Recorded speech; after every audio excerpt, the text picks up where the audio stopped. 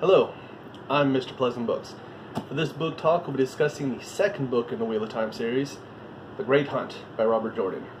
In this book, we have Rand, Mat, and Perrin having to search and find for the Horn of Valere, which had been stolen by Padan Fain, as well as Mat's dagger from Shadar Logoth. They follow Fain all over the world, from one side of it to the other. They run across portal stones. They meet the Cardians for the first time. We get to find out a bit more about Loyal and Min and Elaine, people who were really just mentioned kind of briefly in the first book. And we also get to see Egwene and Nynaeve head to the White Tower for the first time and start truly learning how to become Aes Sedai. It's a really good second book. As again, I highly encourage you to read it. This series is just really, really good. Okay, so that's it for the non-spoilery review. From this point forward, there will be spoilers, just letting you know. Welcome back. So, begin with the prologue. I personally believe that the only reason for the prologue to be put in was to let us know that Baalzamon wasn't dead. Because, Rand burned him at the end of the Eye of the World. He used all that pure sight-in that hadn't been tainted by the Dark One to burn Baalzamon alive. Or so we thought. Turns out, Baalzamon's still alive. I mean, he's messed up pretty badly, but still alive. But Rand, he doesn't believe that. He still thinks he's killed Baalzamon, and he goes so far as to name the Dark One. Yes, stupid move. Top to bottom, bad decision. As soon as he does, he gets dizzy and he feels nauseous, like he's gonna throw up. And at that moment, Padan Fain is broken out of prison, where he goes up to the strong room, steals the Horn of Valere, steals Mat's dagger, because Mat and Egwene were going down there to talk to him, takes off with a group of Dark Friends and Trollocs and Mithril. All of them leave. Now this is compounded by the fact that the Armelin seat is in Shinar, in Faldara, as a matter of fact, to see Rand, try to convince him to announce himself to be the Dragon Reborn. And I can kind of back Rand on this one, because it feels like they're trying to control him. It feels like they're trying to tell him what you're going to do without any choice on his part. The fact that he digs his heels in and tells them basically, screw you, not going to happen, I back Rand on that one. Most of the time he makes some pretty bad decisions. I understand he's only 20 years old, not thinking that clearly, but still, come on, he makes some bad decisions. But they figure we should bring Rand, Mat, and Perrin along to hunt for the Horn, as well as Ingtar and 20 Shanarans, because they're Taviran, and they have the pattern bending around them, so it might make it easier to catch up to Padan Fain. And this, just aside, Padan Fain, you really get to see how evil he is becoming in this book. He kills two entire villages, men, women, children, just for the heck of it. He didn't need to kill everybody, but he did. And his Dark Friends, if they disagree with him, if he needs something like maybe a horse that one of them's riding, he just feeds them to the Trollocs. He doesn't care about their lives. He takes the Mithril, the Mithril, this thing that can keep fighting after you cut its head off, that is truly a tainted one from the Dark One, nailed him to a door, hands, shoulders, and through where his eyes would be if it had eyes. That's how evil Padan Fain is. That guy is just straight up evil. And that's who Rand, Mat, and Perrin, as well as the Ingtar and the 20 Shanarans, are chasing down. Moraine packed his bags, gave him all fancy clothes so everyone thinks he's a lord, and packs the dragon banner, which is the banner of Lews Therin Kinslayer, into his saddlebag, and he doesn't know that. So he's got this banner that everybody would kill him if they find out, and almost everybody. Mat and Perrin see the banner and realize why he's wearing the fancy clothes, what Moraine and the Armelin seat are trying to do, and whereas they don't hate him for it, they go and sleep on the other side of the little bowl they're in, because they've heard stories about men channeling and breaking the world. Well, it's that in turn it kind of helped them, because they were sleeping next to that portal stone. Now the Portal Stone brings up a really cool and interesting idea in that it transfers them to another world, a mirror world, a world that could be, showing that in the Great Hunt for the Horn, in the universe of the Wheel of Time, they believe in the multiverse.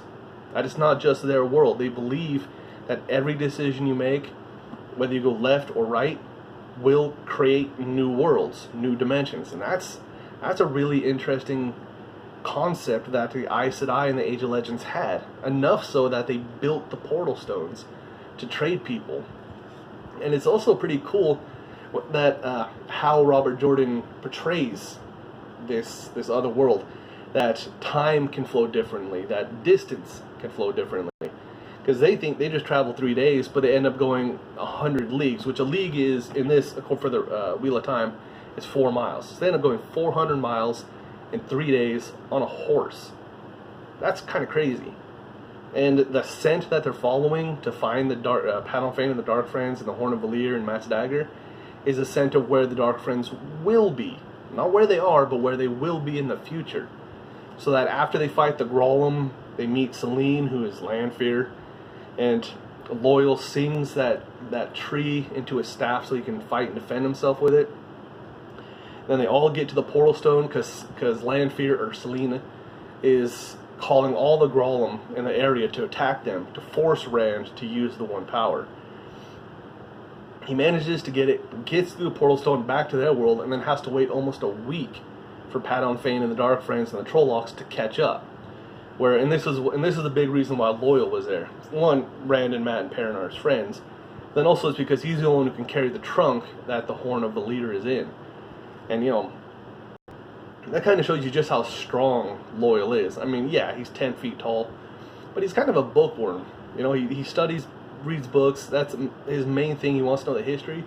But the fact that he can pick up this trunk, which passed away probably 500 pounds, like it's nothing, that's kind of impressive. And even for a giant, that's kind of impressive that he picks it up like it's nothing. And, so they get it away. They meet up with Ingtar and Matt and Perrin. But before they can give the horn back to Ingtar and the dagger back to Nat, Padan Fain steals it again, heads into the ways, and he does something weird at that point. He leaves a message telling Rand to follow me. Come to Tolman's Head, I'll be waiting there for you. But then he leaves Mok and Shin to make sure Rand can't follow him through the ways. So it's going to take months for him to get there. Yeah, Padan Fain's crazy, but that seems a little too crazy. Or maybe it was just an excuse for them to use another Portal Stone, which they do, and they get to see the different lives that they'll live. And that part of the book was really, really quite interesting. And Rand gets to see himself stay in Emond's Field, marry Egwene, never figure out that he's wielding One Power, but he starts to rot and go insane regardless.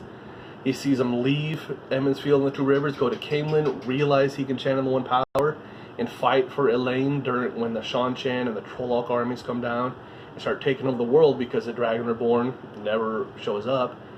And I don't know what everybody else saw, but it was enough that they were all throwing up, all hands and knees, sweating. Matt runs up to him and tells him, "I'll never betray you." Perrin is almost trying to rip out his eyes from what he's seeing. So I don't think any of them saw happy lives, which is kind of sad. That nowhere in the lives that they could lead were any of them happy. But I don't know, maybe that's just trying to show Rand that he needs to announce himself, become the Dragon Reborn to save everyone.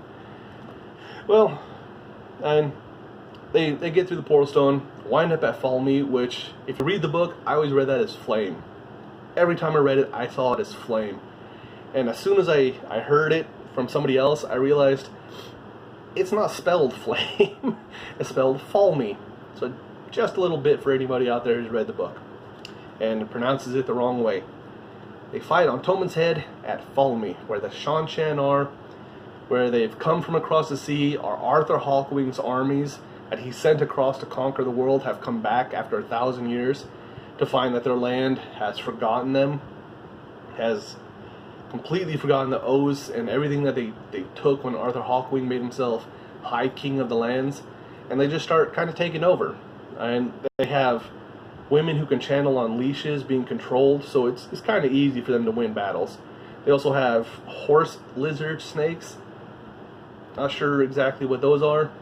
They have Grolem, which are described as giant toads with beaks and 3 eyes. They have flying wyverns, almost it sounds like. So they have a lot of things on their side to take over everybody. And they show that by the fact that the Forerunners are a small portion. Maybe like 500 to 1,000 guys. But they've destroyed every force that's been sent against them. The Children of the Light send an entire legion, 2,000 children, against them. Completely wipe them out. Only one man survives to ride back to tell him what he's seen.